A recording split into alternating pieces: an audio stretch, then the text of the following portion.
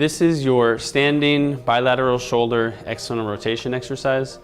Bilateral is both arms. What you're gonna do is you're gonna hold the bands and just rotate straight out to the sides. Good, we're focused on the muscles between the shoulder blade over here. We'll do 2 or 3 more and then I'll show you, I'll have Megan turn around for you. Perfect, 1 more. Great, arms are gonna stay at your sides. Now you're gonna turn around and same exact exercise. You see her arms kind of rotating, arms stay at the side, but you're rotating at the joint in here.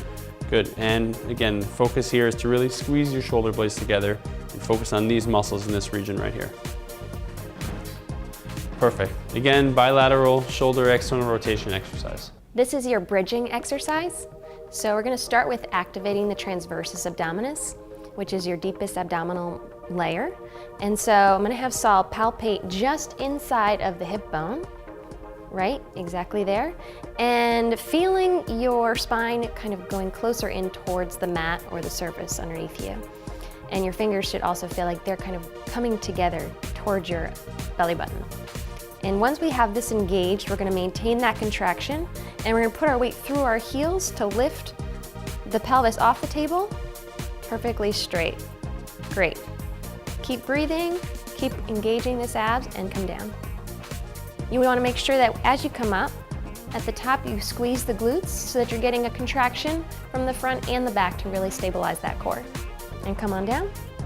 Great, and your therapist will let you know how many bridges you should be doing. Careful not to over-engage your hamstrings with your weight towards the front of your foot. These are planks, and this is how you do it. Megan's gonna come up on the table.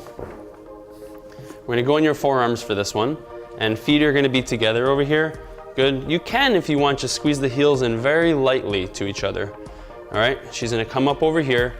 I like to start, instead of flat across, a little bit higher, and then you're gonna focus on the hips just tucking forward, and what you're using to do that is your abs in here.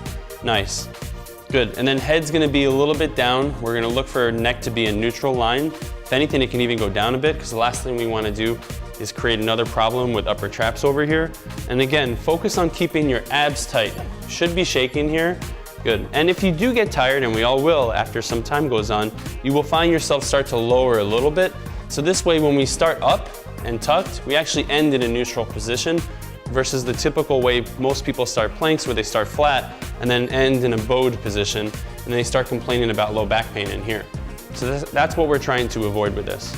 Again, up, tucked, forwards, head down a little bit, good.